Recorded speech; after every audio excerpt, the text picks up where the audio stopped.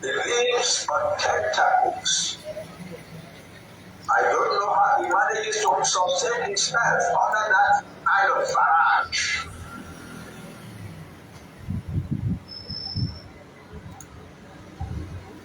I am not saying he's guiltless. All I am saying is that the people can disagree with their ruler, with the president of their country. But the Cheta of Fulani should treat it, who is unique in the world. Unique. Unique in barbarism. So,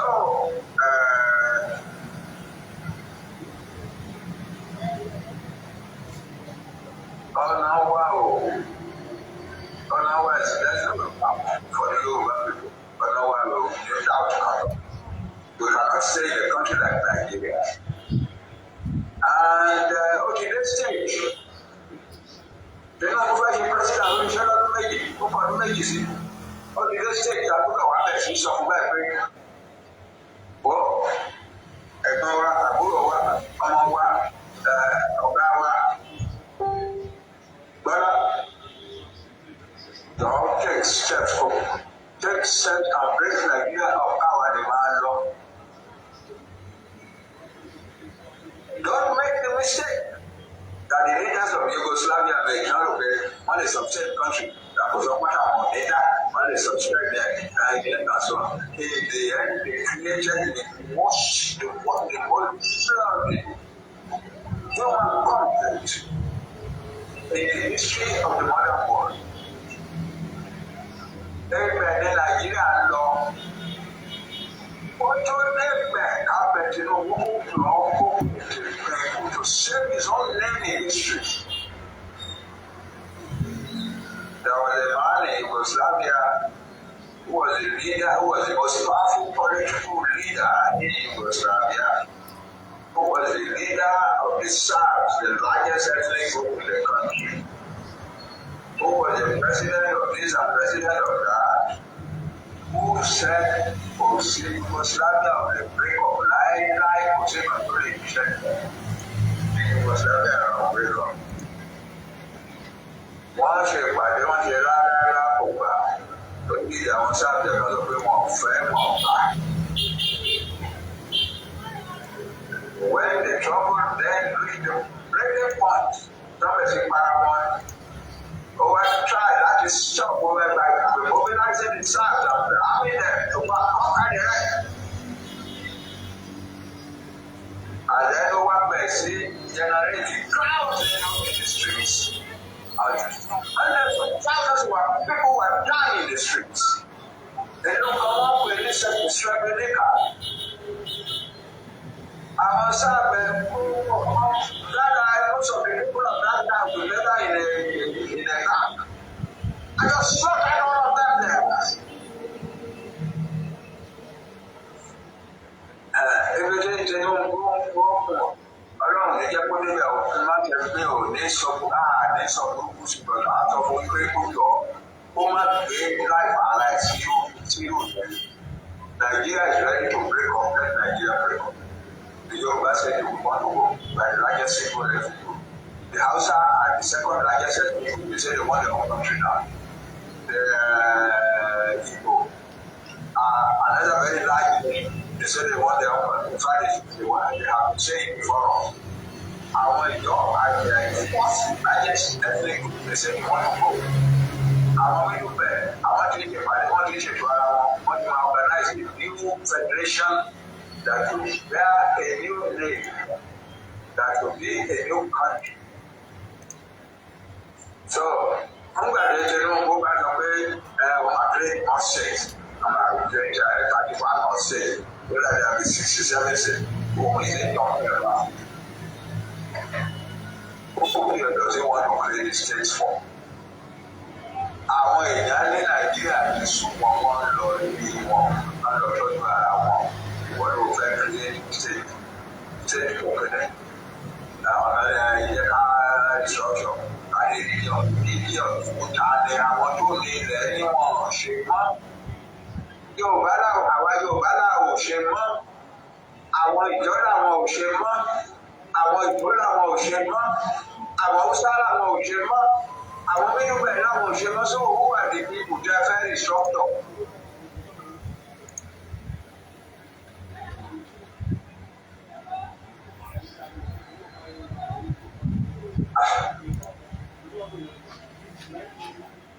Ilẹ̀ bá wọn gbogbo wa làwọn fi lẹ̀ mọ́.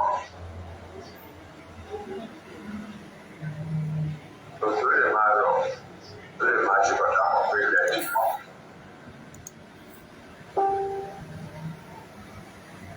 For the peoples of Nigeria, ilẹ̀ ti mọ́. The end to Nigeria has come. Tinubu has two choices to make. One, yield to the truth, the reality. Yield to the truth, the reality of the situation.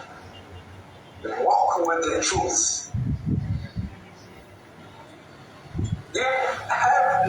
Use your exalted position as the president of Nigeria to help the peoples of Nigeria to depart peacefully so that once you don't have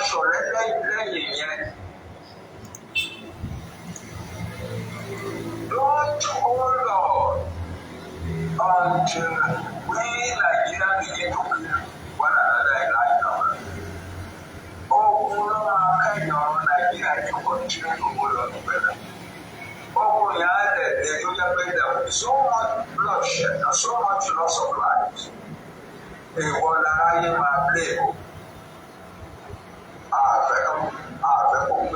Position that one play there. Don't want your Babalosha president back there. Those are that don't match the second term, don't match the president there. On your Babalosha back there. I want that question. One, question Baba. The way you don't do it, the Baba fed there on my regular Baba. Your Baba. But I like the old Baba. I want to go and tell Baba. Where Baba was. Now, where I see the church, Mama, that way, like, simple. But the other one, Slobodan, Milosevic of Yugoslavia. The Nigeria had a Slobodan will never break up. A particular will break up. That when you are messing, the international community set up a criminal commission to try them. Because I'm going to qualify what you want if you see them. If you don't try it, one arrest them, I will say prison. Prison better will see. That was the case there now. They died of heart attack.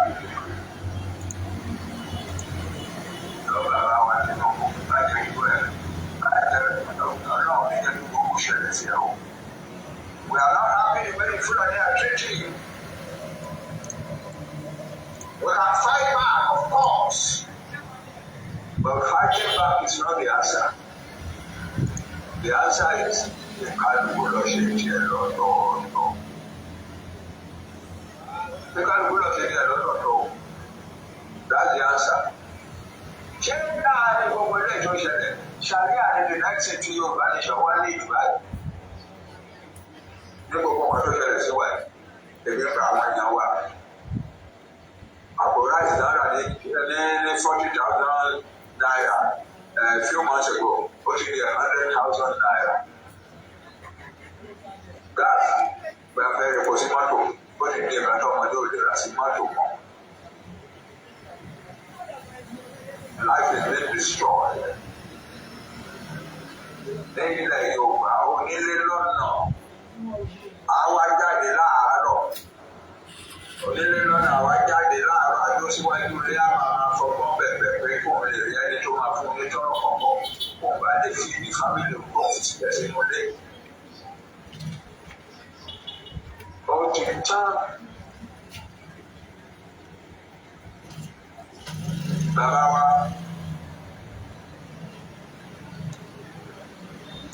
ẹnì kankan ní láyé láti sọ pé àwọn ọmọ rẹ pé àwọn náà ṣe fún àwọn náà pé the president àwọn ọmọ Nigeria voted for you. You have a right to it. But àwa èèyàn àléégbà pé kò ní wọ́n wọn títí tó kọ́ ẹ̀ àfi bàjẹ́ for the rest of time tó kọ́ Yorùbá nation náà àfi bàjẹ́ pẹ̀lú ẹ̀ àléégbà o. The best thing is ìjọba báwa ṣètò bá a ṣe máa pín ní ìsúlẹ̀ ló yẹ pé lẹ́yìn ẹ̀ àṣetò máa ṣọ̀rẹ́ ara wa lọ. Ẹ ṣeun. Ẹ ṣé láti ẹ kú àtàárọ̀ ẹ ṣeun ọgbà dúpẹ́ lọ́wọ́ ní gbọ́dọ̀ ní tì yín mo mọ̀ dájú ẹ̀mí láti. Báyìí ohun ẹ̀kọ́ òbí báyìí bàbá ògúnrí mi ló ṣé ẹ̀ ń gbọ́ mi ní ìsìn.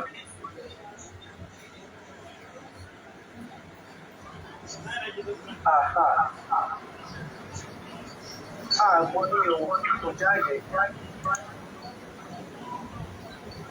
Jáde tí Donald Trump lè gbọ́ lẹ́ẹ̀kan yẹn sà.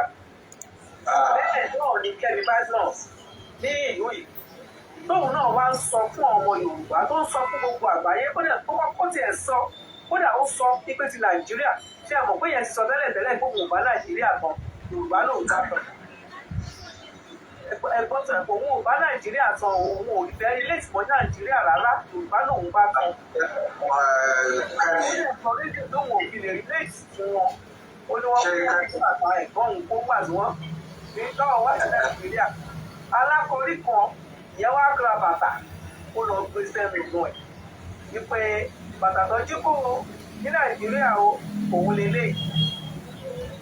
Náà àwọn àjàpárá ní ìgbà wípé ó ṣeéṣe bóyá fọwọ́n ẹbí ẹni yẹn ló jí bàtà bàbá ẹ̀kọ́dá ẹ̀kẹ́ fún kí ni rédíò tó fara bàtà ní ó wá lọ kó pẹ́ bàtà ẹ̀kọ́ ẹ̀ tó jí kó jọ sí òun lélẹ̀. Máa bọ̀ lọ́wọ́ ẹ̀yà náà lọ́wọ́ wá sí London àwọn kan wá lo tomato àtẹ̀yẹ BBC wá bẹ̀rẹ̀ lọ́wọ́ ẹ̀fẹ́ tí ó rò nípa yẹn ó ní ìdára máa dúpọ̀ lẹ́lúwẹ̀ àti. Ìdára máa dúpọ̀ lẹ́lúwẹ̀ àti.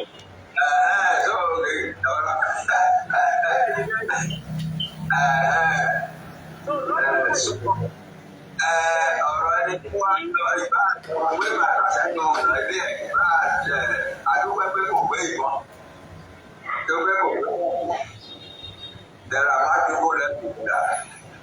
Ẹ̀ẹ̀kan tó wà pẹ̀lú pé adó àwa Yorùbá pé àwọn olùdíje tó fi fà bí abẹ́ ọmọ méjì kẹrin. Báyìí náà, ìgbà tẹ́lẹ̀ àti wà close, very close. Until his last day. Àwọn ọmọ yìí lórí wọ́n ti tètè lọ sí abroad. Bàbá wọn ti tètè kó wọn lọ abroad nígbà tí ọ̀rọ̀ Nàìjíríà dàbí pé kò ní ṣeé ṣe. Ọ̀pọ̀lọpọ̀ náà àwọn tó wà ní Amẹ́ríkà tó wà ní Britain tó wà ní Canada tó wà ní Europe tó wà káàkiri báyìí. Ọ̀pọ̀lọpọ̀ nínú wọn làwọn tí bàbá wọn ti bẹ̀rẹ̀ sí wọ́n ti tètè kọ́ ìjáde. No, I don't want my children to grow up here. And she's one of such children. I'm sure that Father in the grave will be proud of her that she's speaking up the way she's speaking up now. Our care mission about the parents here, but we have been parents here, we're very proud of her. She's a wonderful there. She's doing a good job. I will pray that one day she will occupy a much higher position in the life of the United Kingdom. And she will be the greatness of Yoruba spirit and mind. Management fair of that country. Yeah. Yeah, we are proud of her. She's very wonderful.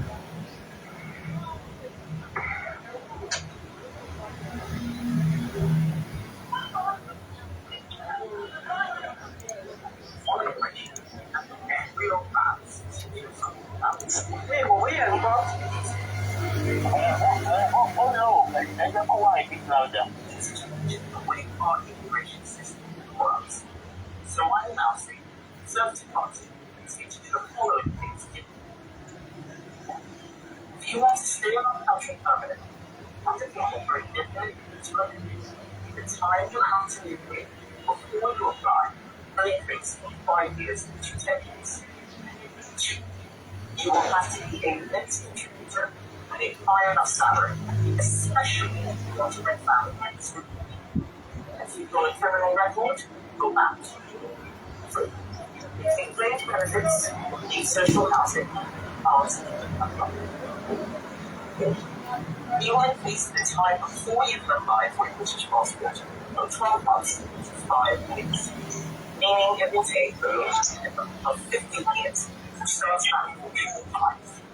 If you enter this country illegally, without state office, nǹkan tí mo fẹ́ kẹ́ gbọ́ nínú ẹ̀sà àti gbogbo ọmọ Yorùbá tó bá ń gbọ́ mi òun ni pé ní US wọ́n tighten up lórí immigration wọ́n ní kólúkà wọ́n kó àwọn èèyàn kan máa jáde ní UK they gonna start it very soon òun náà wọ́n ti tighten up nǹkan tó ń gbà lọ́dún márùn-ún tẹ́lẹ̀tẹ́lẹ̀ kó lọ́dún mẹ́wàá ló máa gbà á tóun bá wọ ìjọba wọ́n tighten up lórí immigration wọn ti káàkiri ọmọ èèyàn wá ń sọ wọ́n ní àwọn ṣe wá ṣe báyìí kò já kọ́ ṣe bẹ́ẹ̀ wọn ló dáa kọ́ ṣe bẹ́ẹ̀ wọ́n sọ fún wa ní wọ́n ní tónílé bá ń sọ wípé dáàdì tónílé bá ń sọ wípé ilẹ̀ ti ṣú ilé tó ń lọ ló ń pa lọ́ sọ fún òwe ló tó ń lọ ni wọ́n sọ fún àwa náà pé káwa náà lọ ṣe ìlú wa kọ́ ṣe dáadáa káyé sá káàkiri dáàdì ẹ bá mi sọ fún ọmọ Yorùbá ẹ bá mi gbà wọ́n níyànjú wípé bí wọ́n bá ní kó jáde rálì kó jáde kó fi ẹ̀hónú wọn hàn ká ṣe ilẹ̀ Yorùbá dáadáa kọ́wọn tó wà nílé ọ̀rọ̀ tó wà níta kó wọlé káyé sá kiri ayé àwọn míì lákàkiri títí tẹ sọ fún wa ní gbogbo ìgbà tó sá tó wọnú bí ló ṣe ń pè inú òkun tó parí síbẹ̀ inú omi tó parí síbẹ̀ ọmọ onírìnrìn wọn ò débi tó ń lọ wọ́n kú fọ́nà lórí wípé wọ́n fẹ́ sá jáde ní Nàìjíríà kọjú lọ sínú òòlù tó bá ti pè wọ́n kọ́ jáde kí gbogbo wọn jáde láyé bàbá fún wọn ní ìgbìyànjú ọ̀rọ̀ yànjú lẹ̀ bàbá ògùn níbi ní ó ṣe wọ́n jẹ́ àti lè gbọ́ yín nìsí àbí ẹ̀ sọ̀rọ̀. ìyàwó tí ń dojú fẹ́ ní ìbàdàn. àti lè gbọ́ yín nìsí òkè. jáde ẹ bá wa fún ọmọ Yorùbá nígbìyànjú ẹ̀ tó wọ́n ní nǹkan tí kẹ́mi àti trump lọ sọ fún dá. Ẹ ṣe at the end of the year 2015. I wrote the Tokyo America. The title of the book is How Many Revolutions in Black Africa. How many revolutions in Black Africa? I was interpreting the manifest history of Africa and predicting what will happen. And one of the things I predicted is that the time is going to come when the outward surge of young Africans will, to the other parts of the world will stop. Either one, because the young people themselves resist and fight their governments back and say, we are not leaving. This is our country. We want our country to be good. We can stay here. Or because the people who are the owners of the country that they are rushing to will say, no, after you people ever already, after you don't come anymore. And as those of you who are here, come and go. I wrote that that the time is coming when the outward surge of young African people, educated young African, to other parts of the world, we see it. I am surprised that, or I am not surprised that outside surge is about to cease now. People whose countries were been rushing to say, they now say, we don't want you in our land anymore. Go home. And then no more cars. And we're reaching a point where the young people themselves are going to come back home and say, we are not going anywhere anymore. This is home. This place is going to become good enough for us. And I am happy that like numbers of Yoruba, bright young Yoruba men and women will come back and say, no. What in the middle of Nigeria? No, we want our own country. Because we want to build it and make it one of the best in the world. We have the capabilities. We have the capabilities. We have the resources. So we don't want all these guys. No, we want our country now. We are back, and we are not going back anymore to anybody's country. We are going to stay here and take our country and build it into an envious nation in the world. Build it into a country of great admiration in the world. It is coming. And our duty is to help our young people as they are rushing back home to settle country so that they can take their country and begin to run the most fantastic program of development on the face of the earth. We can do it. We've done it before. But if I were in the 1950s, we performed miracles on the African continent. We were the best managed area of Africa for that decade, the 1950s. So, you have the heritage. Our young people who have been pushed to leave America, Britain, Canada, and whatever, and coming home, have a great heritage. Yeah. Come back, take your country out of the messy destroyer called Nigeria, and build your country. That's the go forward. That's the way forward. And I pray that God will grant you the good health, the common sense, and the dedication and courage to do what is good for your people forever. That's it. The time has come. That was a book I published in December 2015, January 2016. Coming Revolutions in Black Africa. That a time will come when the outward surge of African educated to other parts of the world we see. Either because the people whose country they are going to say we don't want you anymore in our country, or because the young people themselves dig their feet in the ground and say it is our country, we're not going anywhere. And we are not begging you to do anything different. We are demanding now that things be done differently. We are demanding now to take our for our country. We don't want our country to be part of the Nigeria anymore. Yeah. The time is here, and it is a happy day. Thank you.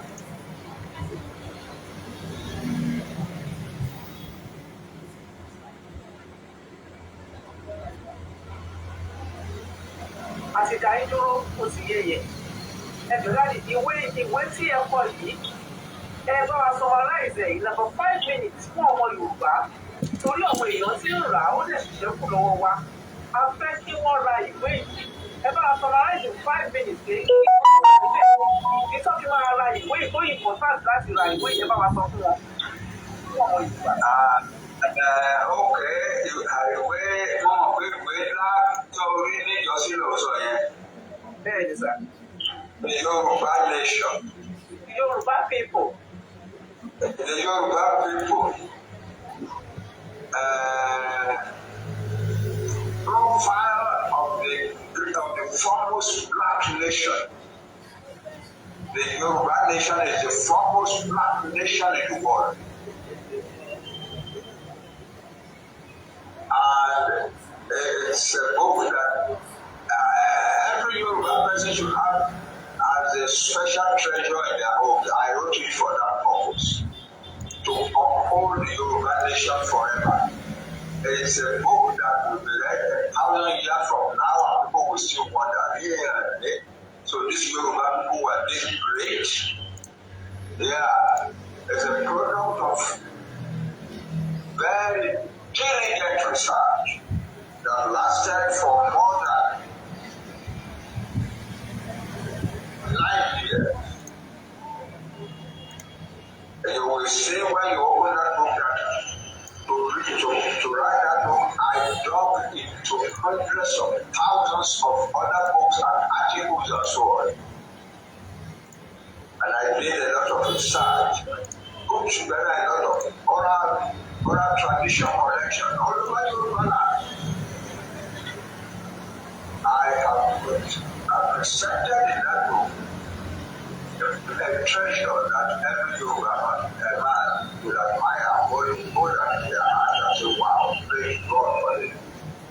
That's what I wrote it for. It's available now.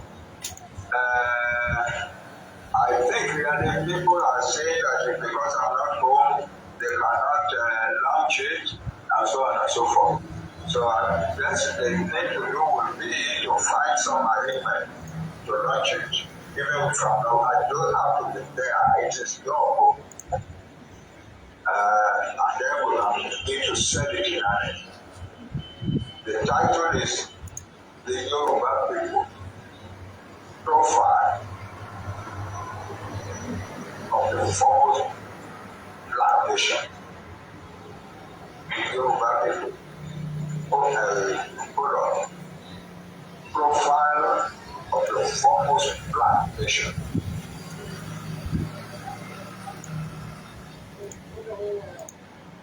I hope you will all find that book. But the other book that I mentioned is a smaller book. It's my summary of what I was observing on the African continent. And the title of it is Coming Revolutions in Black Africa. It was published in the United States at the 2016.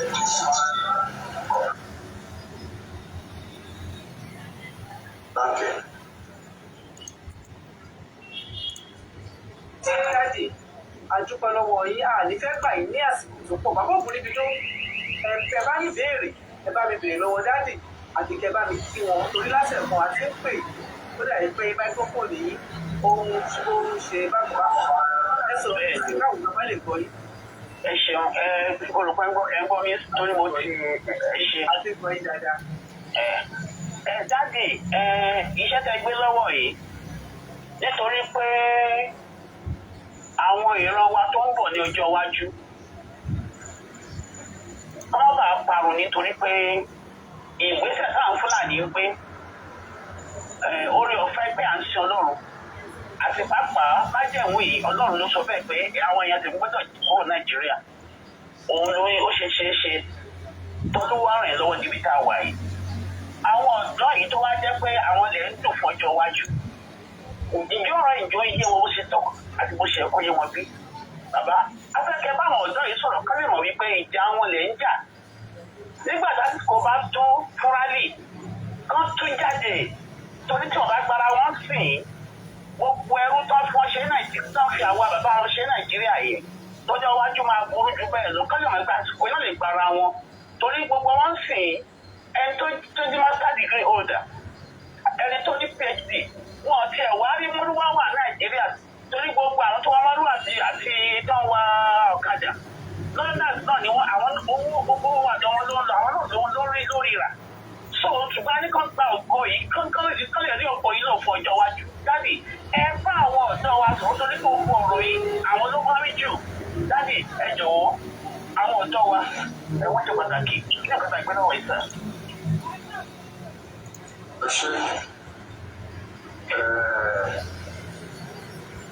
Nígbà tí máa ń bá àwọn ọ̀dọ́ sọ̀rọ̀ tí mo fi very English sort of theology. Ìṣe tí a ṣe fún àwọn Nàìjíríà láyé jíjẹ àwọn ọ̀dọ́ wa ó jẹ́ we are guilty, we as parents, we are guilty before God. Unlike who was there.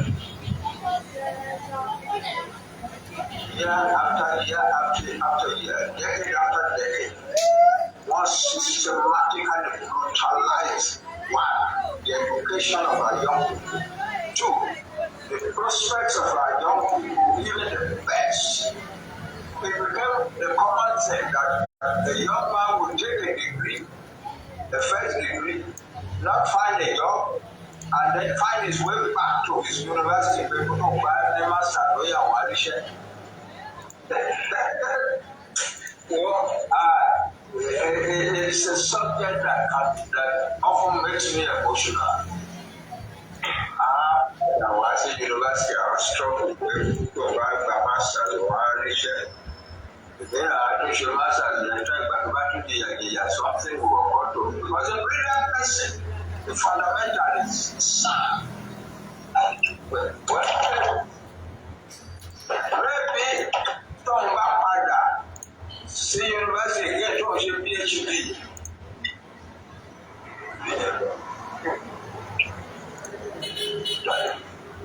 Mo so many bẹ́ẹ̀ ló ṣe PhD. Ẹ̀yọ́ máa ṣe bẹ́ẹ̀ yẹn. Ó gba first degree brilliant. First class. Orin káàkiri tí àwọn ẹgbẹ́ ẹ̀ka ṣe wọ́n wá ṣe kí nìkan olóhùn ní ṣe ń padà sí yunifásitì ọlọ́pàá ṣe mástà.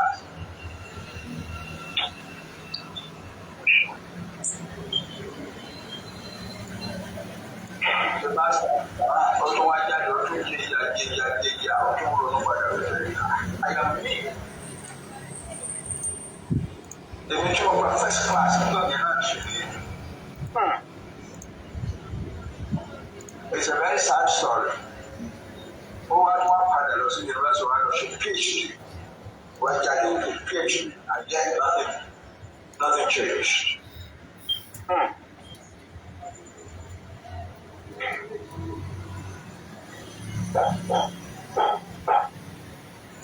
Orí ọmọ yẹn wá dàbí pé àwa bọ́ sínú wọ́ọ̀dù ilé àjẹrẹ́ padà sínú wọ́ọ̀dù.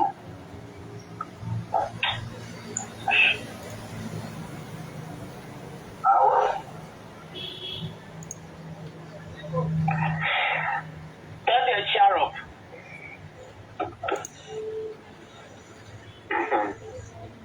Cheer up, Daniel. Inú yẹn máa dùn lágbára tí Ọlọ́run. Ní agbára tí Ọlọ́run. Inú yẹn máa dùn, Daddy. Ẹ má jẹ́ kébí náà get emotional fọlọ́n bẹ̀rẹ̀ Daddy. Inú yẹn máa dùn. Yorùbá ò ní parun. Yorùbá náà bẹ̀rẹ̀ ní yín. Ẹ bá wa ṣàmì nínú comment section, ẹ bá wa ṣe àdúrà fún Daddy. Ilẹ̀ Yorùbá ṣojú àìmọ̀ wọn ní agbára tí Ọlọ́run. Bí a ṣe lè ju bàbá nú òun náà ni tí kí wọ́n bá wa sọ̀rọ̀ ká gbọ́. Kí wọ́n bá wa sọ̀rọ̀ kí a gbọ́. Ọlọ́run má ṣe wá ní létí kúnkún alẹ́ létí dídì.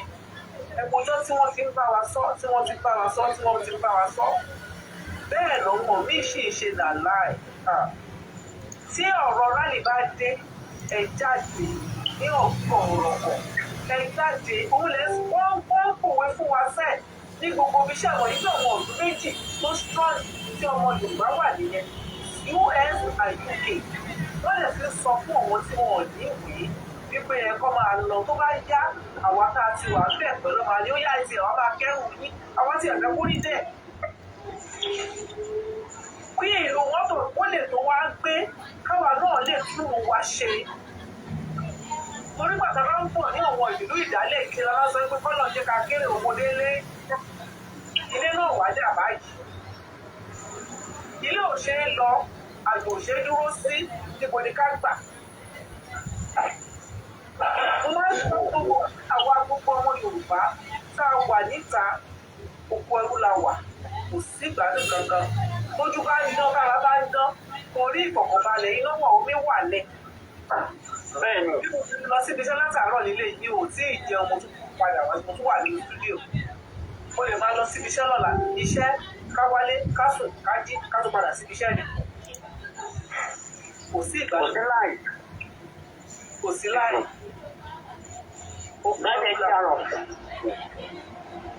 Dádì inú yín máa dùn kálí lágbára náà ní nígbà tó jẹ́ ẹ̀kú òṣì òdì sí lọ́rùn yín dájú lágbára náà tẹ̀lé ìgbà ó máa di gbígbà lójú ẹ̀mí yín dẹ̀ ló máa di gbígbà.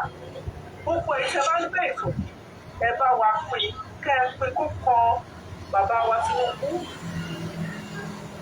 Ó kọ̀ wọ́n torí àwọn kan ti sọ́ngbà kan wípé Nàìjíríà ò kì í ṣe ìlú. Kọ́nà máa ẹ̀kọ́ tẹ́ kọ́nà máa ẹ̀kọ́ fún àwọn. Ìdùnnú àtòríire ló máa jẹ́ tí Nàìjíríà bá ti ọwọ́ wọn pín ká lè di ọ̀rẹ́ ara wa títí láéláé ju pé tí ogun wá ṣẹlẹ̀ lọ. Orí àwọn ọmọ Fúlàní wọn bá gbèrò rẹ̀ wọn bá yóò bá gbòòrò rẹ̀ bẹ́ẹ̀ náà ni Ìgbò bá gbòòrò bá gbèrò rẹ̀. Àárín ọ̀tá la wà àárín ọ̀tá lọ́dọ̀ Ìgbò àti lọ́dọ̀ Haúsá. Àárín ọ̀tá la wà ẹ jẹ́ ká rorí wa wá ní Yorùbá. Àgbẹ̀rẹ̀ Nàìjíríà ló lè kiri bẹ́ẹ̀ àwọn òyìnbó bẹ̀rù wà torí pé wọ́n rí pé this is a different kind of people. Kì í ṣe irú àwọn táwọn wá sí bíbí àwọn tá lè jẹ tá lè tún jẹ nípa ọ̀rọ̀ àwọn ó lè wà. By the time 1890 sáwọn òyìnbó wá dé afẹ́ máa gba ilẹ̀ àwa Yorùbá we were already an educated nation. We had been producing university graduates as far back as 1850s. We were already publishing newspapers in our country. The first newspapers on the African continent. We were already publishing them in our Abeokuta, Ibadan, Eko, and so on. Yeah, we are different. Àwọn ìwé ẹ̀dẹ́ ẹ̀rọ wá sí àwọn wípé àwọn ọmọ yóò lè yẹ ìkátà wọ́n wá sí ní ìkọ́ni ìbájẹ́ pé a fẹ́ wá béèrè kọ́ńtì kan ní this is a wonderful people àwọn náà làbá fara mọ́ pé ọmọ ṣùgbọ́n we didn't come there to build a country we came there to make money for our own nation, the British nation. And therefore, the people like Yoruba are a danger to our agenda. And so what did they do? What did they do? Okay, we will have them as part of our protectorate because they are the most profitable for now. Because the colonial government in London don't back in lọ sí country kan ní Africa. Ọ̀hún lè ti máa lówó tẹ́ ti máa sanwó ara yín. Lẹ́yìn ìròyìn wá máa sanwó ìwé láti London láíláí. Ìlú tó ń rán yín lọ́gẹ́lẹ́ ti máa ṣe lọ́wọ́ tẹ́ máa rówó tẹ́ máa fi bàjẹ́ táàsì ní bàjẹ́ customs duties ní bàjẹ́ whatever ẹ ṣáà sanwó sálárì níbẹ̀.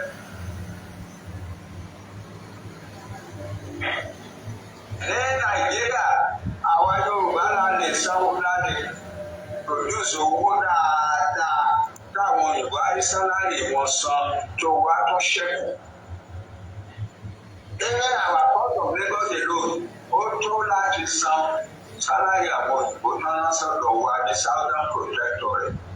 Àìdí ẹ̀ nìyẹn àgbẹ̀yẹ Southern Protectorate for the start. We were just Lagos colony and protectorate. colony and protectorate of Lagos in Ghana and Kenya. Lagos colony, you want to use the colony in 1861. Àti àwáyé the rest of Yorùbá náà táwọn pè ní protectorate. So we were Lagos colony and protectorate or colony and protectorate of Lagos là ń jẹ́ until 1906. Ẹgbẹ́ ó sì gbá wá ní wípé a ní ìdí àwọn wọ̀nyí wọ́n ti ń ṣe amalgamation yẹn díẹ̀díẹ̀. A ní ìdí àwọn wọ̀nyí kábàdé bá sanwó àwọn òyìnbó tó ń ṣiṣẹ́ ní East ní Delta. So wọ́n wá pawọ́pọ̀ mọ́ wọn wá pè wá ní Southern Protectorate 1906. The only reason they did that is that owó wà lọ́dọ̀ wa.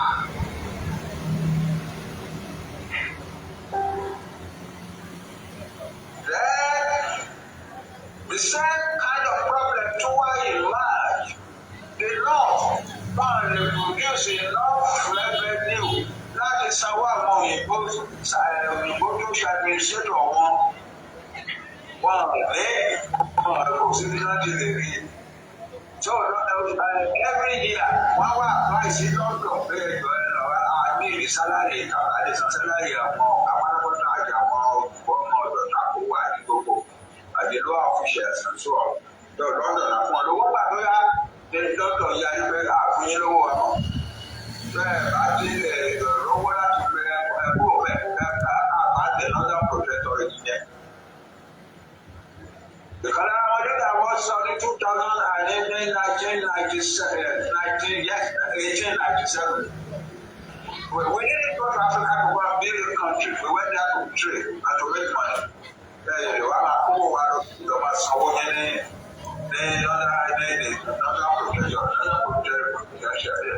protectorate to know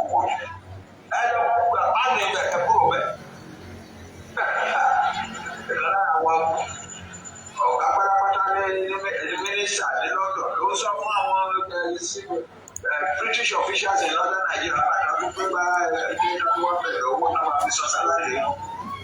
The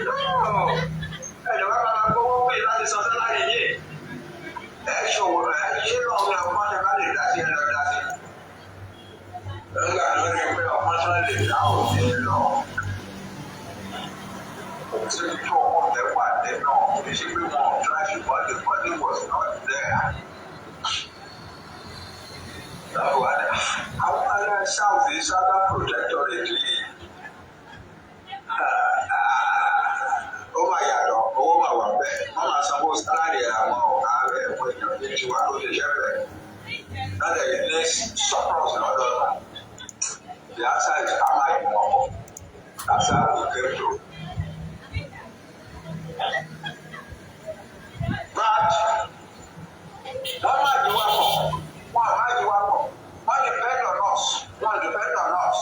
There was still one important here. Our lady want to the average black people all over Africa.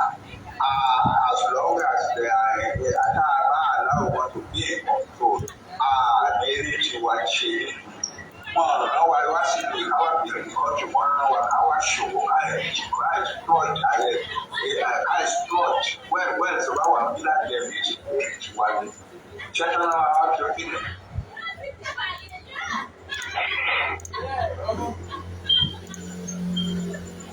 Therefore, the answer is we cannot reject them because we need their money.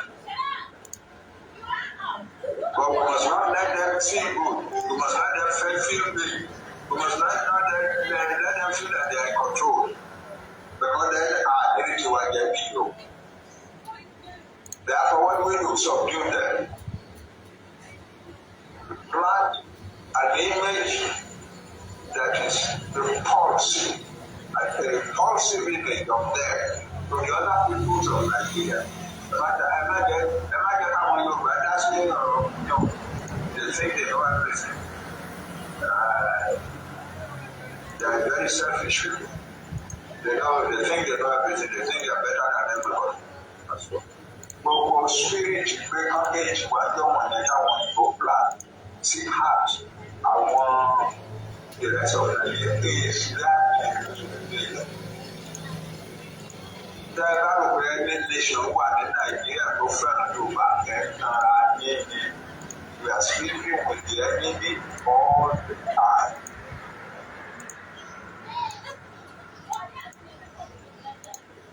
I'll give you an example. The first Igbo man to become a university graduate in 1933, that's after more than 70 years after Tawati producing graduates.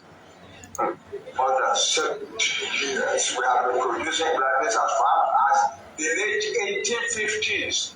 We published the first newspaper on the African continent in 1859. Our Goa produced their first university graduate in 1933. Our Guinea produced it tomorrow year again.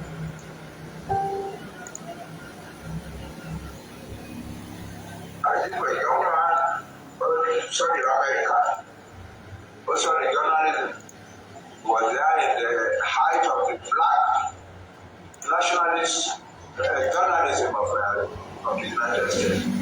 We trained over there about the black man.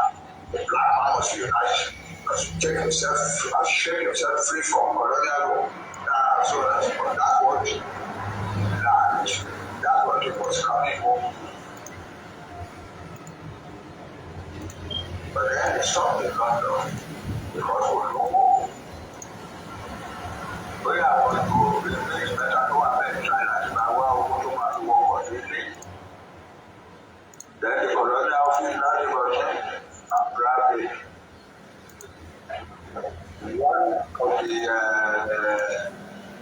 one of the foremost intellectuals working for the colonial government, Major Pera.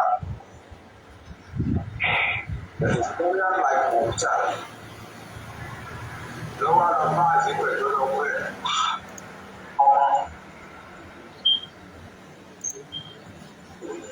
Power sorrow.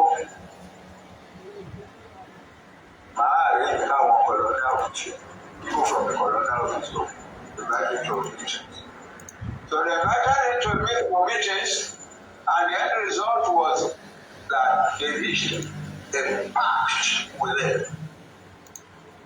The pact was that the British colonial officials back in eastern Nigeria will help to make Akintoye the leader of the Igbo people. They will help him to become the leader of the Igbo people. They would also give him money to start his newspaper because he trained in journalism in America. They would give him money to start his paper.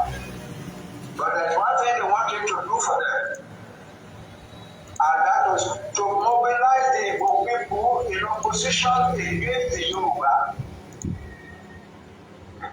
Because we need people to keep the Yoruba people down for us.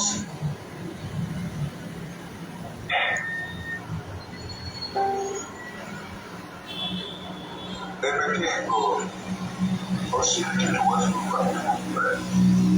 as it was then, I want to preach from district officer. I want to know my area, your villages. Very not just Oko, Commandant, Lady, Alaye, and so on. I want to deal with chairman, all those receptions. All over the world to make Akintoye the leader of people.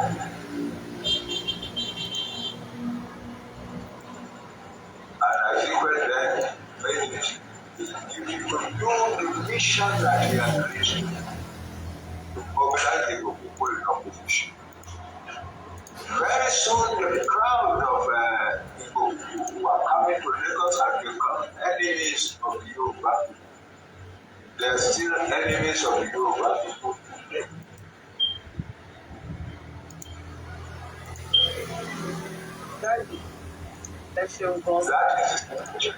So táwa Yorùbá náà bá kò pé àjókòó sínú Nàìjíríà àwa prosper bẹ́ẹ̀.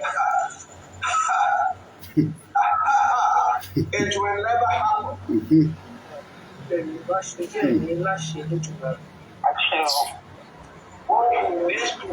What we need to do is to get out in a hurry.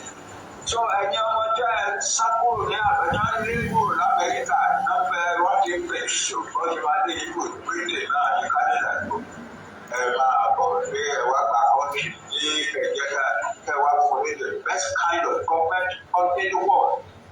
High-tech country, one of the most achieving countries in the history of modern time. You can do it. You have seen the best abroad. Bring it home. Come and use it to build your own country. That's the answer. But don't tolerate your country being part of some regular country. Nigeria. No. That your country will not go anywhere as long as it is part of Nigeria. Check your country. It's not a small country. It's a large country. Check it. Build it to one of the most developed countries on earth. You have the capabilities and you have the genes in you. Because traditionally Yoruba rulers dedicated their lives to the well-being of their subjects. That is it. That the first town and kingdom in the 10th century AD. That is for gọ́ọ̀mẹ̀ntì afẹ́yàn ọba afẹ́yàn kankan iṣẹ́ báyìí ní iṣẹ́ ètò for the people of this town. That is so àwa Yorùbá la máa sọ pé àwọn ìjọba táwọn tó wá wọ ẹ̀wúre kí ló fẹ́ dà ó ní ìlówó mọ́.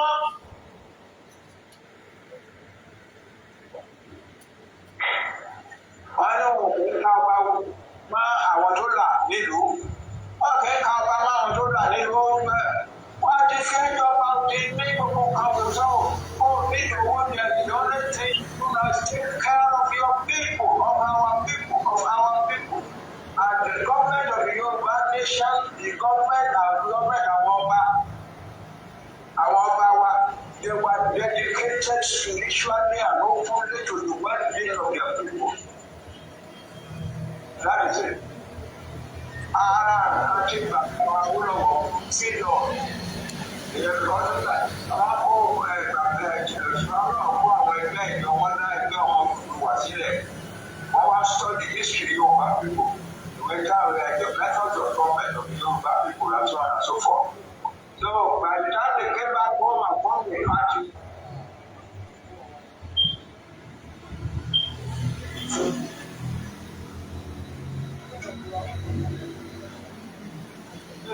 Yorùbá dájú ti hàn. Bàbá àti akọ̀wé ló yẹ ká ti gbé wọn wọlé ẹ̀yàn ọmọ Yorùbá. Gbé bàbá wọlé until after 9 ọ̀dọ̀ wa tó jẹ́ after 10 Nigeria time. 11:30 Nigeria time ní báyìí. Bàbá dẹ̀ ṣì wà lójú fò ló ṣe ń bá wa sọ̀rọ̀. Ẹ jọ̀ọ́ nítorí tọ́lọ́run bàbá 90 years old. Ẹ jọ̀ọ́ nítorí tọ́lọ́run ọba.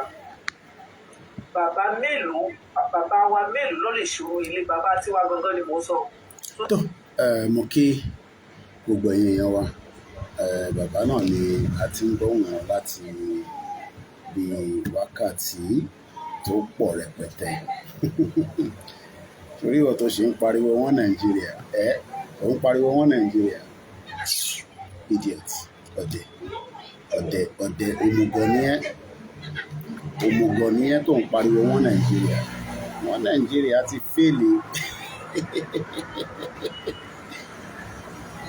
wọn Nàìjíríà ti fèlè tipẹ́ òòrẹ́ ní sọ fún ẹni wàláì òòrẹ́ ní sọ fún ẹni kí ló expect kó lóṣèlú máa sọ fún yín tẹ́lẹ̀ kí ni wọ́n expect pé kó lóṣèlú máa sọ fún olóṣèlú máa sọ fún yín pé Nàìjíríà ń ṣiṣẹ́ ni olórí burúkú ni wọ́n ṣé wọ́n mọ̀ pé olóṣèlú máa sọ fún yín pé Nàìjíríà ń ṣiṣẹ́ mo kí alájà fún ìnara mo rẹ̀ kí bàbá mi Fatai Ògúnlégbèdé ẹjẹ àgbọn tó ń sọ lẹ́yìn ìwé bàbá ti rẹ́díò nígbàlá ti fẹ́ rí pension gbà ta ló máa fún wọn ní pension ta ló máa sọ pension ta ló máa sọ pension fún wọn ta ló fi sọ pension fún wọn ìlú òfò ìlú àdánù get the hell out of Nigeria ẹni ká má get out lọ́wọ́ ní Nàìjíríà ká máa ṣòṣe ní Nàìjíríà àbí àbí nǹkan tá à ń fẹ́ kọ́ nìyẹn ká wà ní Nàìjíríà ká máa ṣòfò ní Nàìjíríà ní àti pòfẹ́sọ̀ la máa yọ Nàìjíríà kúrò lẹ́mìí a máa yọ Nàìjíríà yẹn a gbọ́dọ̀ yọ kúrò lẹ́mìí especially ẹ̀yin ọmọ bẹ́ẹ̀ fẹ́ gbọ́rọ̀ yẹn ní Nàìjíríà máa wọ̀ ló fi gbàgbọ́ mo kí gbogbo èèyàn wa a ní ìdí kẹran lè iṣẹ́ yìí lọ́wọ́ èyí táwa tó important ẹ̀rà ìwé bàbá Akintoye ìwé yẹn ti wà available ẹ make sure pé ẹ̀rà ìwé bẹ́ẹ̀ ṣe lè ràn lè iṣẹ́ yìí lọ́wọ́ òun ni pé ẹ bá wa pín ètò ẹ tẹ̀lé world media àwọn gangan ló ní ọlá ní sí àgbẹ̀ iná ọlá ní sí àgbẹ̀ ẹrù bá ń ṣeré rẹ̀ àṣẹ mẹ́yẹ bọ̀ lápò àìtí Yorùbá nation gbogbo ìgbà ń tẹ̀síwájú ṣe ti ràwé àbẹ́ ti ràwé ẹ̀ ti ràwé bàbá Akintoye ẹ gbọ́dọ̀ ní kọ́pì lọ́wọ́ nílé.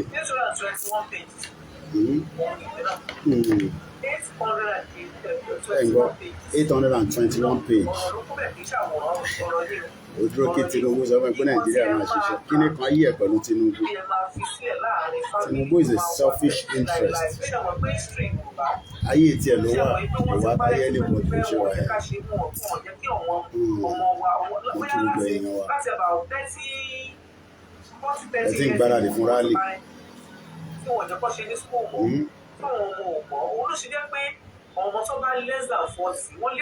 ẹja mute yẹn mo kí Professor Akintoye dáadáa Ọlọ́run túbọ̀ máa ń lọ́rọ̀ ẹni bàbá yẹn tẹ bá wo aago tí bàbá wà ní ìlú tó wà ní Kútọ́nù it is almost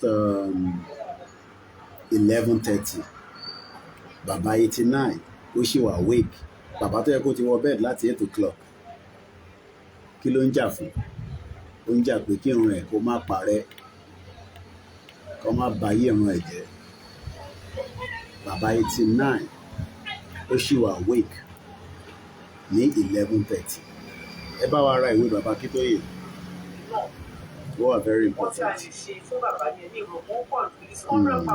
£100 níwé yẹn ẹ bá wa ra wà á dẹ̀ fi £6.99 ẹ fi sí láti fi kọ́ lè fi bá yín post ẹ̀. gbogbo ìta kọ́kọ́ ṣe lálàkọ́kọ́ àwa la ìwú ara wa ti kọ́ wọ́n yóò lè rà. so ẹ bá wa ra Yorùbá people by Professor Akintoye ó ti wà lọ́wọ́. wá ìdí tí Koiki ti bá wọn tó bá rí kó bá mi gbé sí sáàlì.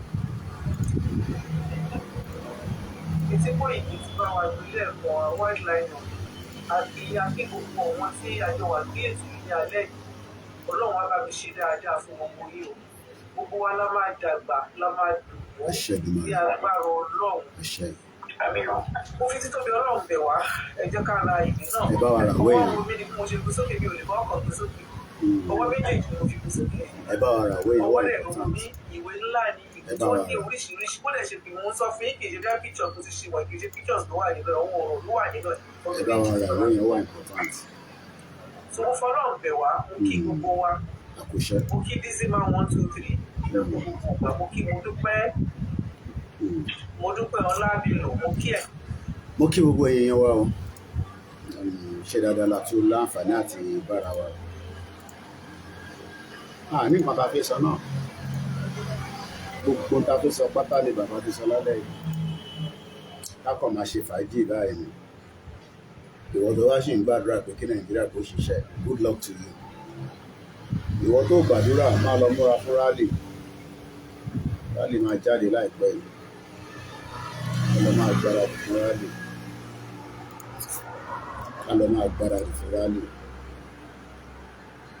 Bàbá rẹ̀ tó fẹ́ pè wá, tó máa fún wa lówó, ẹ lè pè wá. Àwọn tó máa sanwó fún wa. Àwọn tíìmù wa àtàárọ̀ láti wà lẹ́nu testing. I'm prepare for rally. I don't prepare for event tó ń bọ̀ fún ti màmá wa. So we're very extremely easy on the Koikimedia. So àwọn tíìmù wa láti àárọ̀ ni àti wà technical preparing and producing and testing. And they should need a lot of equipment láti fi enhance productivity wa. Ẹ bá ń dúró de CNN, wọn ló máa fún yín ní coverage, so be it. Ẹ bá ń dúró de Sky News, wọn ló máa fún yín ní coverage. Ẹ bá ń dúró de Fox News, wọn ló máa fún yín ní gbogbo tí ó jẹ́ kó fún yín, so be it. But one thing is that the end of Nigeria láwà lágbára Ọlọ́run. Ìgbà díẹ̀ ló kù. Ní tó máa pín Nàìjíríà, àwọn Fúlàní náà ló máa bá wa pín. The end láwà. The end of Nigeria òun là ń bá lọ lọ́wọ́lọ́wọ́ yìí. Ó dẹ̀ máa end. Ìgbà tó fi end lolúkálukú ò mọ̀ ni. Ìgbà tó máa end ni olúkálukú ò mọ̀. So mo pé ojú ọlẹ́ nǹkan sí. Akópalẹ̀mọ́ fún burial. Àdẹ̀kú gbogbo ìgbà. Àníṣe lásán lágbára lọ́run.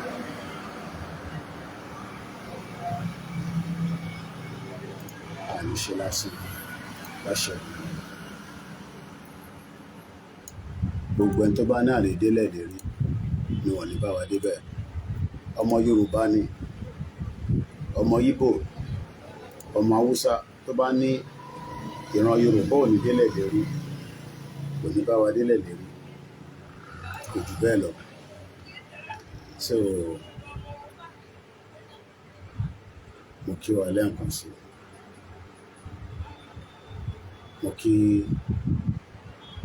Mo kẹ́yìn olólùfẹ́ wa tẹ̀ ń darapọ̀ mọ́ wa ní gbogbo ìgbà.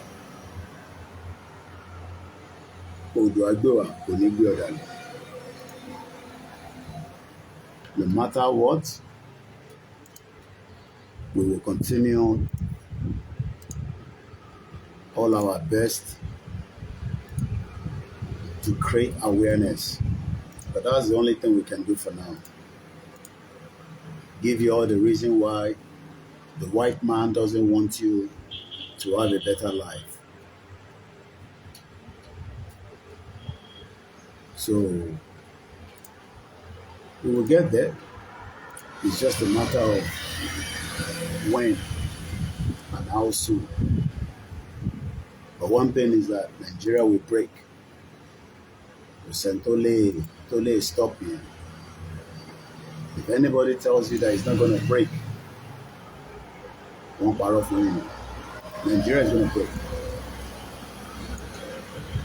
And it's getting closer and closer to the breakup. And it will break very soon. So there's no amount of what you say Nigeria will break.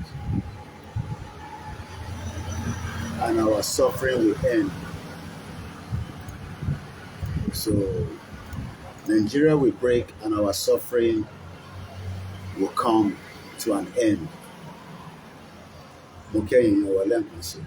So, Moki Professor Akintoye is a very strong man. Very, very strong. Not a lot of people can age the Baba. Baba will be 90 next week. A lot of people in their 70s are already weak. They cannot even remember a lot of things. So for somebody at that age, with his strength and capacity, it shows that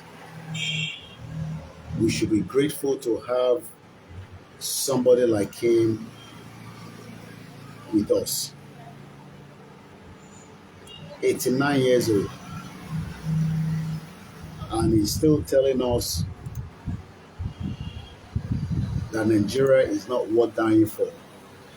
So I don't know why we need to argue with such an intellectual historian, a father and a grandfather. But Yoruba people are very difficult people. We like to be told lies by the same criminal politicians that have continuously destroyed our lives. And some of us are also waiting that maybe one day we can become politicians and we can also be rich from the coffer of the Nigerian. Why some doesn't even understand anything? Especially those in the, our motorship in 1990, that their parents struggled to even send them to primary school. So parents want us struggle to send them to primary school. So Mokiwale can see.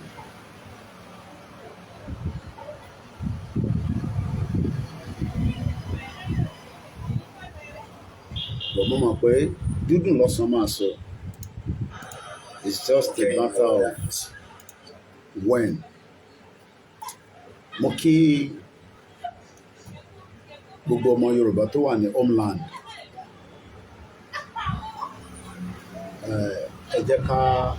Good evening to you all and welcome once again. Moki Dizima Ekabo láti orí Yoruba World Media.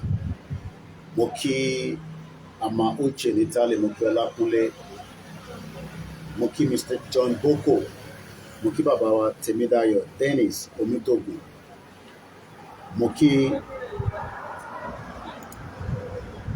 gbogbo ọmọ Yorùbá,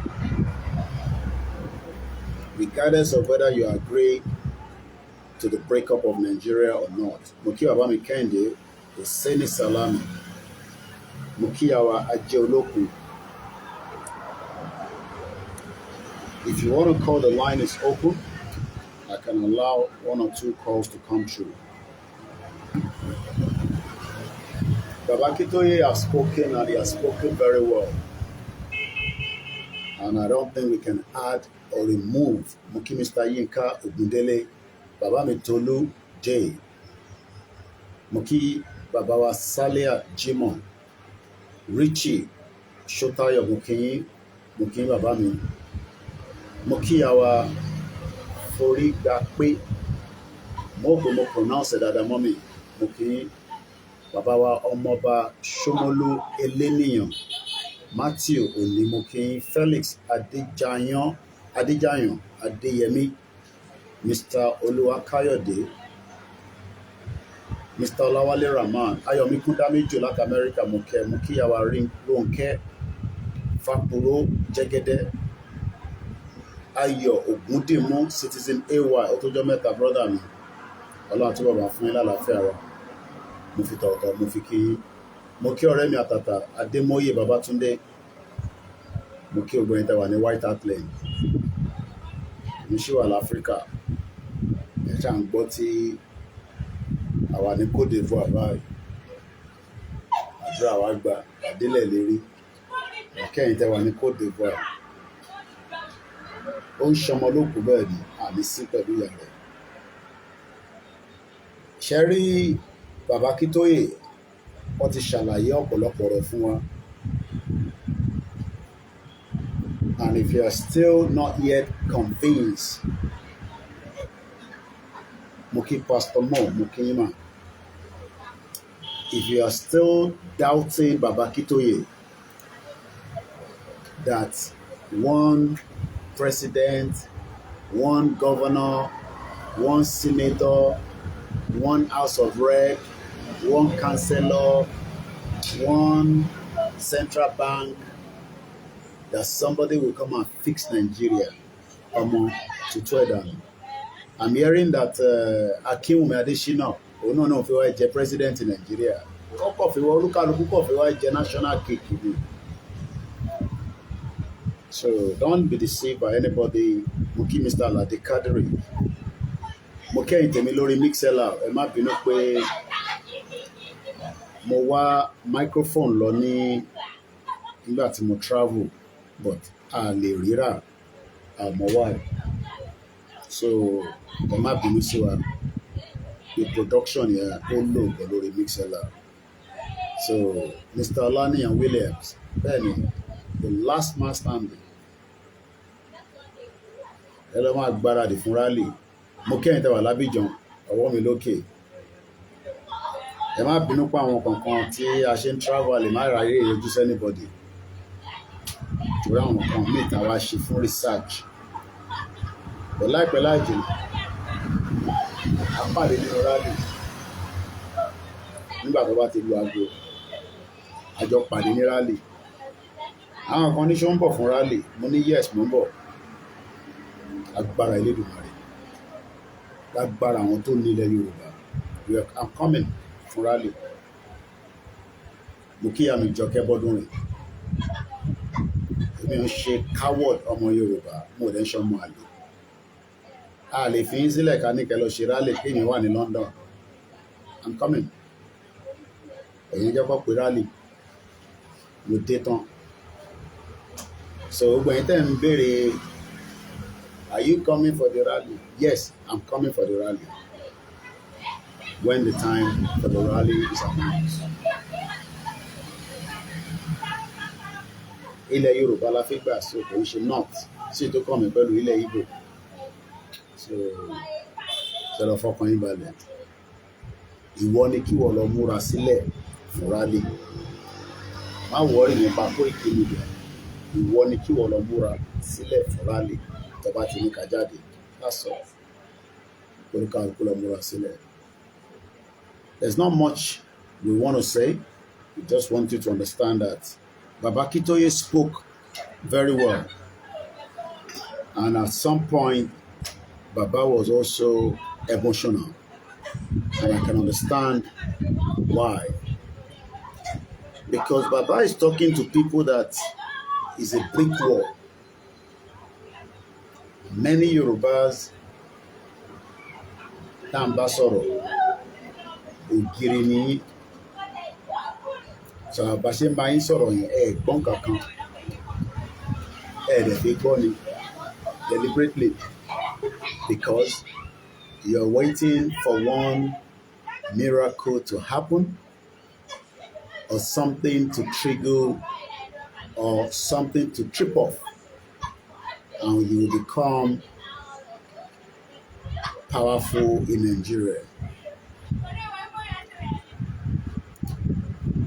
Royal Niger Company, how Nigeria transformed from a business into a country. I know a lot of you will always want to argue stupidly. You want to argue. You want to prove your stupidity. Okay, Grandma Dukwa. You want to prove that you are well qualified, you are well read, and also you are intelligent. But intel understand pé you are stupid to think or assume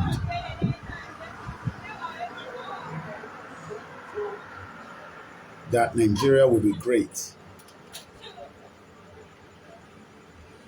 Ẹ ṣé gan ni mo dúpẹ́ mà. I appreciate. Thank you very much.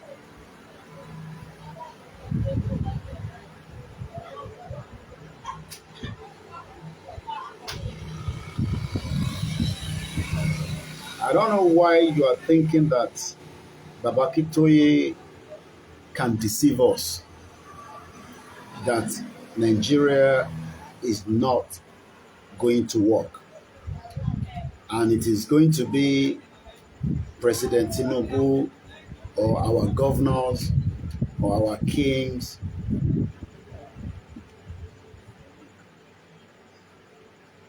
that will tell us that Nigeria is going to work. Everybody knows that Nigeria is not working. You don't have to be told. But according to this man, the Yoruba nation youth, Nigeria rally is an inalienable right. Our true strength lies in unity and our ability to determine our destiny. Let us embrace self-determination to unlock our full potential. Tabagba country, we will unlock our full potential within the space of 12 months. Our potential tó ní irun ló mọ́dì, mechanic nìyẹn, engineer nìyẹn, doctor, nurse, driver, whatever role that you believe or you think you can do, that potential will be unlocked. But majority of you doesn't want it to be unlocked. Oh yeah, he just finished speaking just about a few minutes ago on the Yoruba World Media, and we were transmitting as well. If you are expecting that you will unlock your potential in a one Nigeria, you are a fool. I'm sorry to say. You are one of the greatest fools, thinking that you will be able to unlock your potential in Nigeria. None of us can unlock our full potential in Nigeria, even with all our prayers. We have prayed in Nigeria for 64 years, and yet our potentials is still not yet unlocked. Have you ever asked yourself why? Kí ló fà? Kí ló fà ìdíwọ́ fún mi nínú Nàìjíríà? Kí ló fà ìfàsẹ́yìn fún mi nínú Nàìjíríà? Kí ló fà àìríṣe? Kí ló fà àìsàn? Kí ló fà ogun àìní fún èmi àtiwọ́ nínú Nàìjíríà? Kí ló fà? Nítorí pé ilẹ̀ Yorùbá tó ní potential, wọ́n ò fẹ́ jẹ́ ká jàǹfààní ẹ̀. Àwọn aráàta, àwọn àjòjì, àwọn tó fẹ́ gbalẹ̀ mọ́ wa lọ́wọ́, àwọn tí wọ́n rí in tí àwọn ò rí láti ojú òfurufú ni wọ́n ti ń rí gbogbo tó ń bẹ nílẹ̀ Yorùbá. And they don't want us to have that opportunity. Wọ́n ò fẹ́ jẹ́ ká rí opportunity yẹn, and that is why they are making sure that wọ́n dá oríṣiríṣi àìsàn, oríṣiríṣi nǹkan tí kò jẹ́ kó máa ṣe wá, wọ́n kó sínú ilẹ̀ Yorùbá.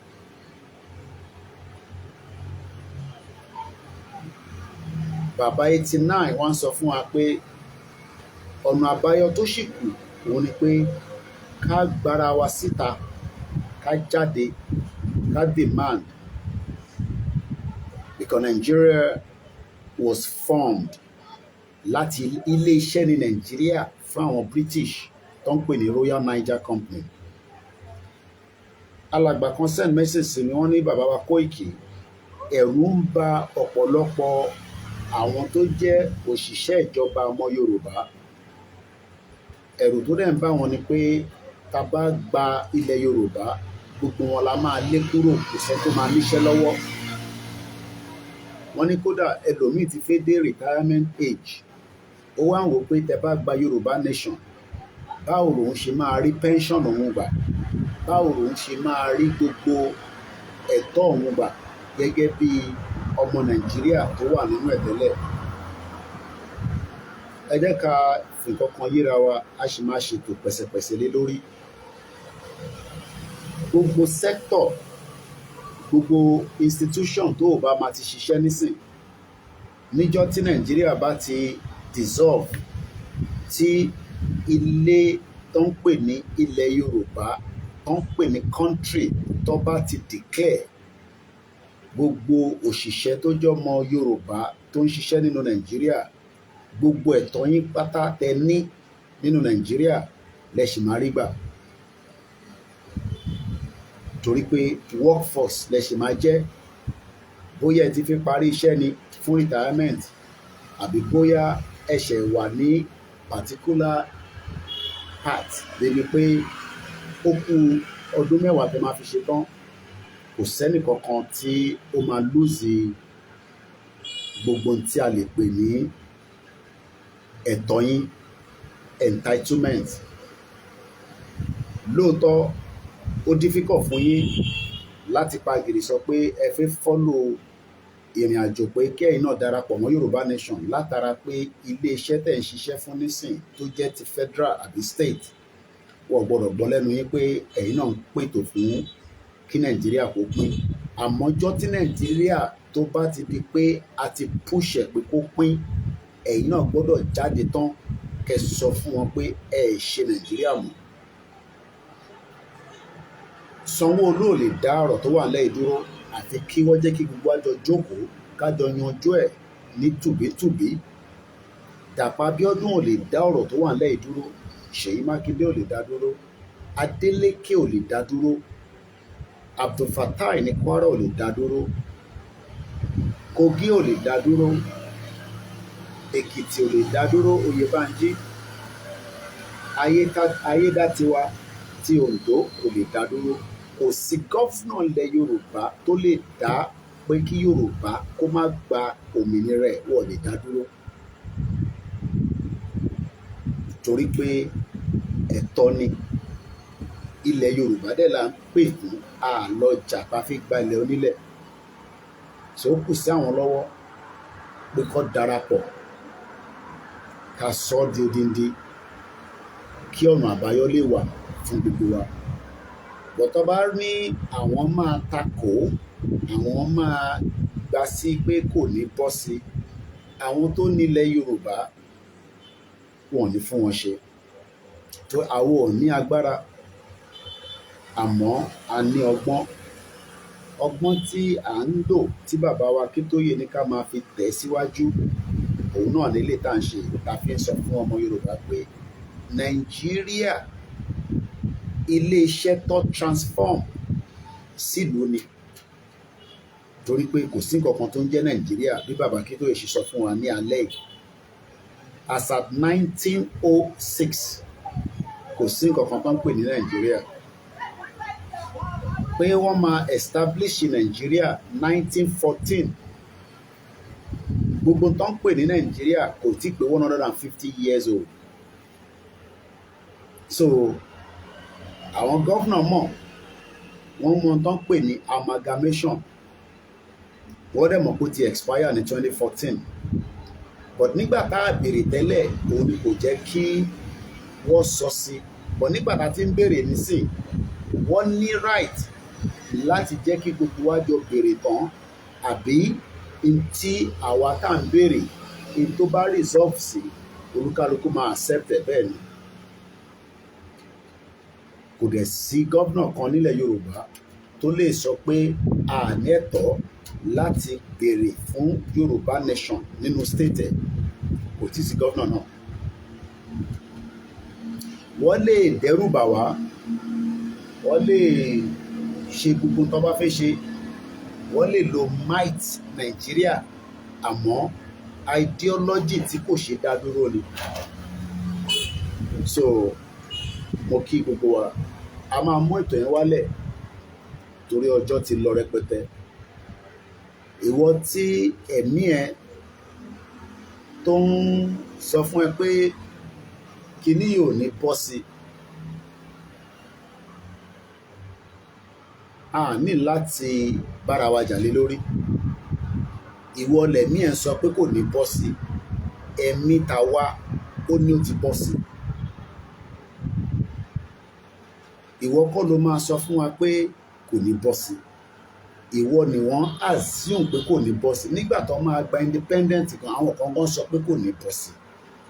Nígbà tó máa gba independent lọ́wọ́ àwọn òyìnbó ní 1960, ìyẹn àwọn Awólọ́wọ̀, Azikiwe àtàwọn bẹ́ẹ̀ bẹ́ẹ̀ lọ, àwọn kan náà sọ pé kò lè bọ́ sí. So tíwọ náà bá sọ léni pé kò lè bọ́ sí, it's okay. Àbọ̀rọ̀mọ̀ yẹn nísìn, it is okay. Ìyẹn ò gbọ́dọ̀ mú ìjà wá láàrin gbogbo wa. Mo kí ẹ̀gbọ́n mi Amọ̀dẹ̀májà, òkè ẹ̀dẹ̀kùnrin lọ sí Mùsùlùmí. Sọ pé àkọ́ máa ní kò ní bọ́ sí, àyísọ ọ̀rọ̀ ni. Àyísọ ọ̀rọ̀ ni pé Yorùbá nation ní bọ́ sí. Ọmọ Yorùbá tó bá ń sọ pé kò ní bọ́ sí, tó wà lábẹ́ olóṣèlú, ó ń sọ tẹnu ẹ̀ ní torí pé kò mọ tí Yorùbá nation jẹ́ ni. Kò takò ọmọ Yorùbá, àmọ́ ọmọ Yorùbá tó bá rò pé òun máa takò ẹni tójú wá bá jọ rí àjọ rí. Ẹ̀ẹ̀kan lọmọkùnrin ń kú, òun lọ sọ, ẹ̀yin lẹ̀rù ń bà, ẹ̀rù ò bà wá kan. Torí pé kí ni, a lè continue báyìí. Ẹ wo fídíò tí mo fi ránṣẹ́ sórí social media, because àwa ti wà níjọ́ kejì báyìí, ẹ̀yin tẹ́ wà nílùú mi ṣì wà ní a day before, lọ́dọ̀ tiwa nísìn a ti wà níjọ́ Thursday. So tó bá wá ń rò pé bóyá àwọn Fúlàní bá yín ṣeré kò bá anybody ṣeré. Nígbà tí mo send the video yẹn sí CSI, àwa pè mí, àwa jọ analyze Fúlàní tí wọ́n ná mú l'Àbújá pẹ̀lú àwọn sophisticated weapon. Ẹni tó ń pè kò mọ̀ pé wọ́n bàbọ̀ lọ́wọ́ ẹ̀. Tẹ́ bá lọ wo fídíò yẹn, ó ń báyàn kan sọ̀rọ̀, ìyẹn ẹni tó mú náà Fúlàní ni ó.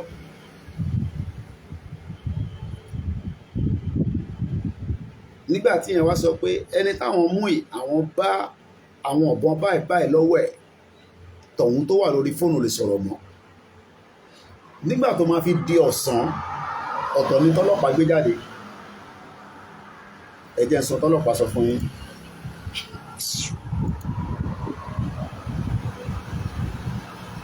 Mo kí gbogbo alẹ́ nǹkan sí. Nígbà tó máa fi di ọ̀sán, this was the update látọ̀dọ̀ ọlọ́pàá.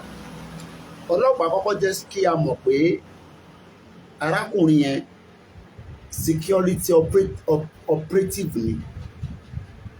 Àwọn ọ̀tẹ̀ tí wá sọ pé Fúlàní ni. Even though pé fídíò tí gbogbo wa gbọ́ sétí, wọ́n ní Fúlàní lárákùnrin yẹn. Ẹ jẹ́ gbọ́n tí wọ́n sọ lórí ẹ̀. Ẹ jẹ́ ká kọ́kọ́ play fídíò yẹn kẹ́ lè gbọ́.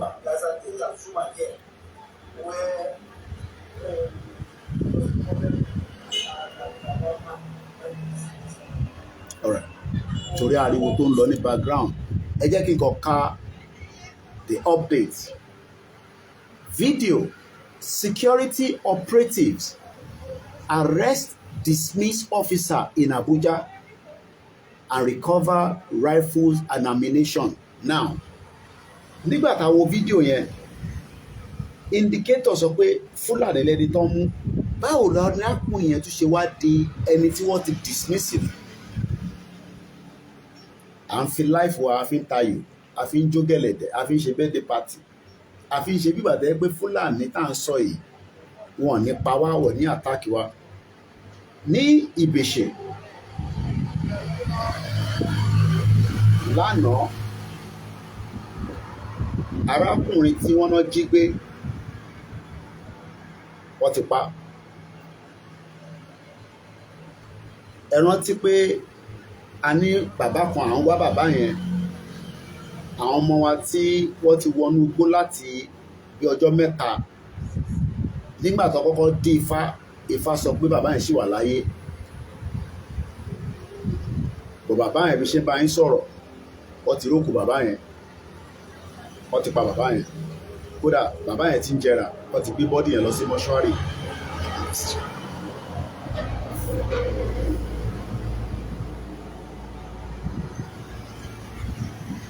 Mo kí àwọn ìdílé tí wọ́n sọ bàbá wọn nù, tó sọ ẹ̀gbọ́n wọn nù. Sórí ìwọ tó ní ìjà oníṣẹ̀lẹ̀, ọmọ lọ tutù ẹ̀ sílẹ̀. Kò tí ì sí bàbá ńlá ẹni tó máa sọ pé ìjà oníṣẹ̀lẹ̀ ní nǹkan tá à ń bá lọ yìí.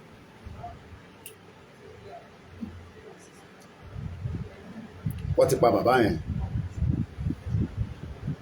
wọ́n ti fún mi ní rìpọ́ọ̀tì yẹn lọ́sàn-án àná. Wọ́n padà rí bọ́dì yẹn miles away from ibi tó ti jí bàbá yẹn gbé.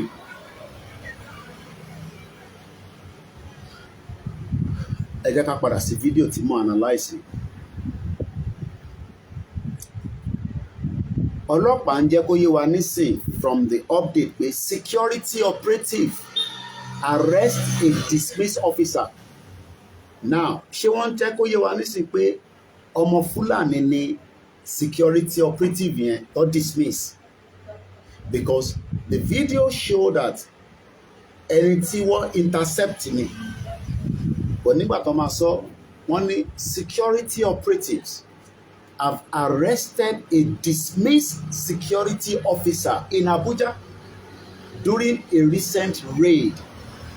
Multiple rifles, multiple ammunitions, and multiple magazines were recovered from the suspect. Wọ́n mention pé Fúlàní ni.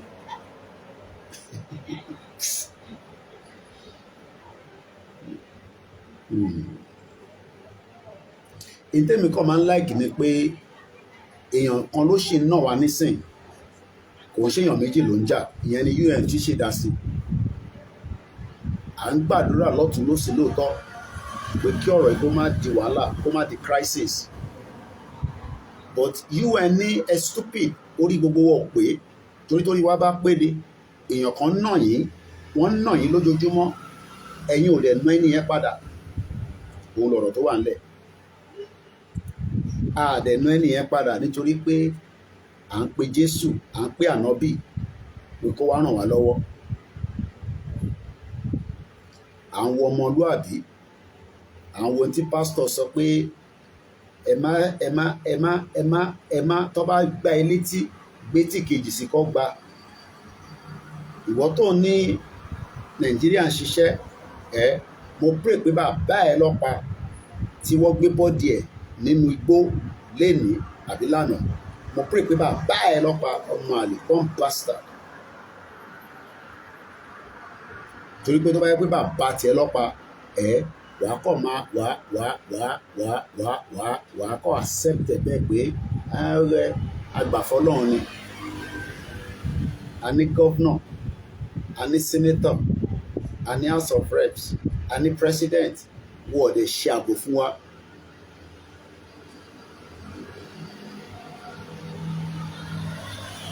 UN ń wò wá ní torí pé àìtí ìṣe tó yẹ ká ṣe ni wọ́n ṣe tí ìdásọ́rọ̀ tó wà ńlẹ̀.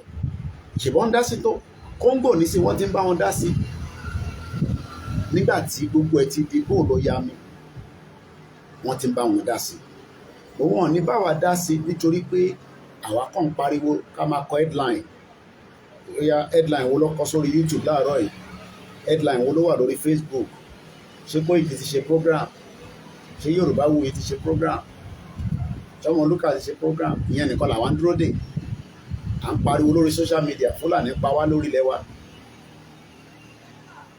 Kọ́lọ́n foríjì bàbá yẹn, kọ́lọ́n bá mi ká gbogbo àṣìṣe bàbá yẹn kó bá wa ká kúrò. Kọ́lọ́n wọlé àwọn tí wọ́n fi sílẹ̀ ní mọ̀lẹ́bí, sí nǹkan tá a lè ṣe fún wọn, torí pé àwa ni àgbàgbàkúgbà látara pé à ń dúró de olórí burúkú Ọbásanjọ́ tẹ́ni ká má ṣe, kò ní da fún bàbá ẹni tó bá ní ká má ṣe pé fọbásanjọ́ ẹ̀ ní ṣoríire, ògùn máa pa gbogbo yín ni. One bastard. Mo rí bọ̀bọ̀ kan tó jáde tó ní olóyè ti sọ̀rọ̀, ẹ̀ ní kúure gbogbo yín pátá.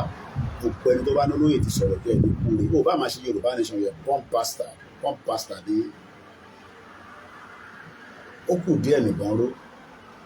Ẹ jẹ́ máa lọ kí tó lọ bínú púpọ̀ jù lálẹ́. Tó bá ti mọ̀ tẹ́lẹ̀, bàbá tí wọ́n jí gbé ní sáìdì bèṣe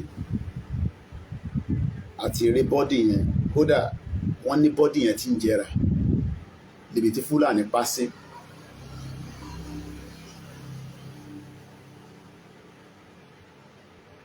Níbi tí Fúlàní pa sí. Wọ́n mú Fúlàní confam pẹ̀lú ìbọn tó ń ṣe AK-47, wọ́n bá magazine burúkú lọ́wọ́ ẹ̀, wọ́n bá pistol lọ́wọ́ ẹ̀. Wọ́n ń jẹ́ kó yé wa nísìnyí pé kò ń ṣe Fúlàní, pé ẹni táwọn dismiss ni, ọlọ́pàá táwọn dismiss ni. Ṣé wọ́n ti wá ń gba Fúlàní sínú ọlọ́pàá náà ni?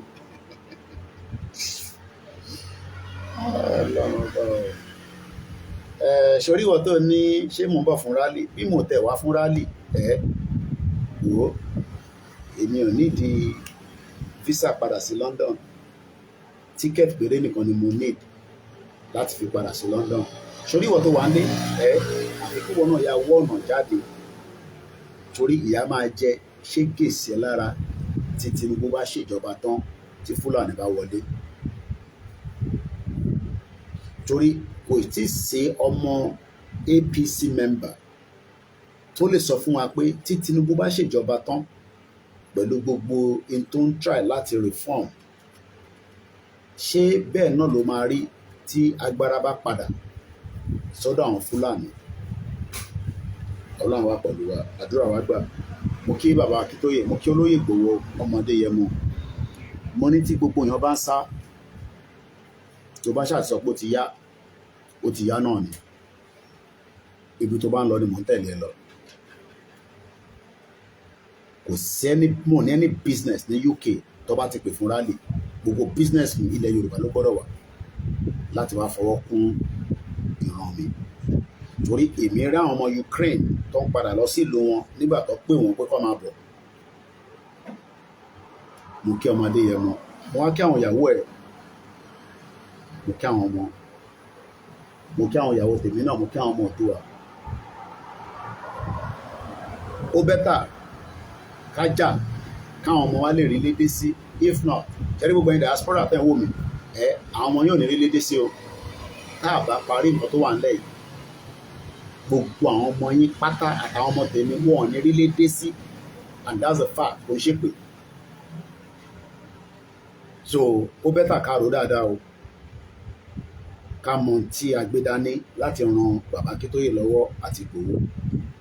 Torí àwọn ọmọ tá a bí sí ìlú òyìnbó yẹn wọn ò ní wálé o, wọn ò ní wálé.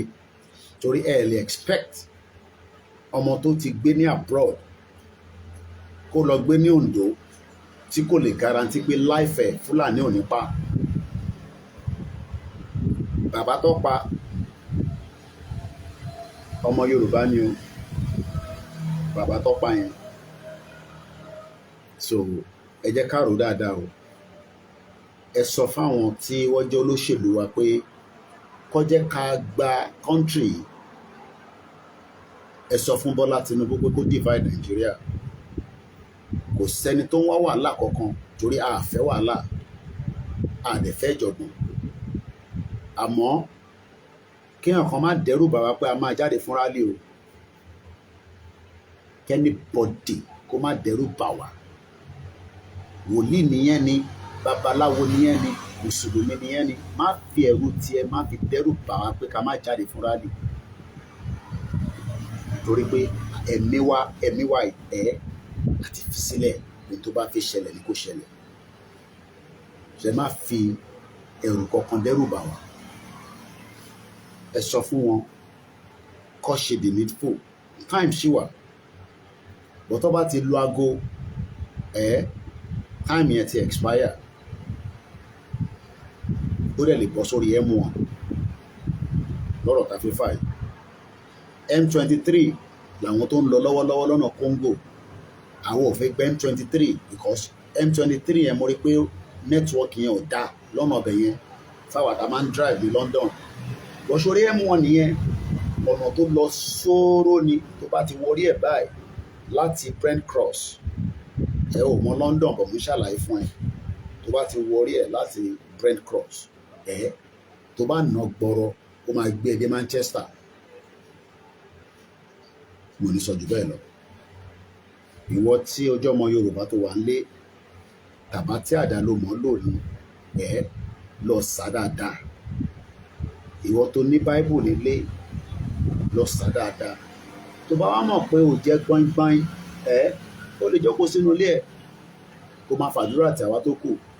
But tí a bá pé 15 million níta a máa paralyze government yẹn within 1 week. Táàdẹ̀ ní láti yìnbọn, táàdẹ̀ ní láti ṣe wàhálà. Torí àgbáyé á máa béèrè pé kí ló ń ṣẹlẹ̀ tí 15 million people wà lójú títì. Kí ni wọ́n ń béèrè fún? Ẹ̀tọ́ wa là ń béèrè fún. And that right is an inalienable right. And nobody can scare us for what is about to come up. So mo kí gbogbo alẹ́ nǹkan sí. Ẹni tọ́lọ̀ bá bù fún ẹ support wa. We are still going to buy bit and bit láti fi enhance production wa. Rally ń bọ̀. Mo sọ ẹni tọ́lọ̀ bá fún I need the mọ́tò láti fi move àwọn staff wa láti Èkó lọ sékìtì. Gbogbo ẹ̀yin tẹ́ ń lọ lágbára Ọlọ́run bá ń fi ṣọ́ọ̀ṣọ́ yín. Gbogbo ẹ̀yin tẹ́ ń múra pé ẹ ti ràkárá. Wọ́n á sọ fún wa ilé tá à ń lọ òun ṣe bá ń lọ jà níbẹ̀ o. À ń lọ ṣèkú ni ká dẹ̀ padà lọ́lé. Lẹ́yìn tá a bá parí burial, bàbá Akintoye á make announcement nígbà tí rally máa bẹ̀rẹ̀. Tó bá ti sọ pé rally ti bẹ̀rẹ̀, má tún máa bèrè pé kí ló fi ṣe. Bọ́ sí títì kò bèrè fẹ́tọ́ ẹ̀ bẹ́ẹ̀mi náà ṣe máa bèrè fún tèmi. Àwọn tó jẹ́ diaspora àwọn náà máa ṣe tiwọn lọ nílùú òyìnbó níbikíbi tó bá wà. Ẹni tó bá wà l'African country ẹ bá lè wọkọ̀ ẹ máa bọ̀ nílé ká fọwọ́ kún àwọn tó wà nílé. 60 million Yorùbá ló wà nílé. Mo believe pé kò ń ṣe gbogbo 60 million yẹn ló máa jáde lóòótọ́. Àmọ́ tá bá rí 30 million tó jáde torí kò ń ṣe gbogbo yín lẹ nífẹ̀ẹ́ àwọn olóṣèlú. Wọ́n ti kó bá yín. Mo lè sọ pé tá bá ti jáde àti jáde tán nìyẹn a máa bèrè fẹ́tọ̀ wa. Ọjọ́ 5 la máa lò ní, ọjọ́ 6 ni subject to the government bá ṣe tètè dá wa lóhùn. A máa ṣe ní tá bá fẹ́ ṣe ní gbogbo ibi tá bá wà. Ẹ má wá gbàgbé ẹ support wa. A ní ìdòwó láti kíní kan tí mo rí táwọn ọmọ yẹn náà fẹ́ rà nísìn fún production wa. Kíní wireless transmitter I think it's about almost 280,000 naira ni mo rí nígbà tá lọ Google ẹ̀ lórí Jumai. Ẹ ràn wá lọ́wọ́ ká tètè ra àwọn kíní kó lè jẹ́ kí a lè ṣe kí production wa kó lè lọ dáadáa. Mo kí gbogbo ẹ̀yin tẹ́ tí ń support náà ní gbogbo ibi tẹ́ bá wà. Ẹ̀bẹ̀ ṣe náwó sí wa ẹ̀ náwó sí àwọn tọ̀jú náà gbogbo mídíà lẹ̀ náwó sí. Ààrí láì lórí social media revenue. Àní revenue kankan tá à ń gbà lórí YouTube. Àní revenue kankan tá à ń gbà. Ẹ̀yin wa náà ni à ń bẹ̀ pé ọ̀ntọ́lọ̀ bá bù fún. Bí àṣà ìgbà mi kan ní Côte d'Ivoire. Wọ́n nígbà táwọn gbọ́ pé mo ní owó kan kéré wọ́n ní táwọn bá fún 11,000 naira. Bíyàn 20 bá fún wa ní 11,000. Ara equipment afẹ́rà àdẹ́ ṣiṣẹ́ àwọn other things.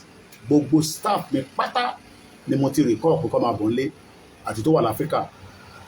Ìbí náà dẹ̀ ń bọ̀ nílé fún rally. Sókè lè mọ̀ pé àṣírí rárá pẹ̀lú Koikimedia. Gbogbo wọn pátá gbogbo wọn àti tó wà l'Áfíríkà mo recall gbogbo wọn gbọ́dọ̀ padà wálé because it's gonna be a big event.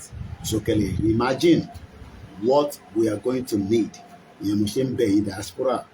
CNN kó tó lè gbé wá kọ́kọ́ rí pé Koiki ti gbé, Yorùbá World Media ti gbé. CNN àwa táàpù signal wa wọ́n máa wá ẹ̀yin diaspora kọ̀ọ̀kan tó àwọ̀ ní ní time. Ìgbà yẹn lọ́ máa wá ta ni leader wọn, àdé máa fún wọn ní nọ́mbà Ìgbòho, máa fún wọn ní nọ́mbà bàbá Akintoye. Bọ̀ tó bá náà ń dúró pé kí Ìgbòho dé kó tó jáde wàá pẹ́ o. Ìgbòho actor ni, a gbọ́dọ̀ protect ẹ̀ dáadáa. Àwa tó kù ni gbogbo wa ní Ìgbòho. Kò sí bó ṣe lè pa gbogbo wa ti sọ. Olóṣèlú ń prepare fún campaign wọn, àwa náà ń prepare fún campaign tiwa ni. Òun jà dání, àtàsíra wa, àbára wa jà.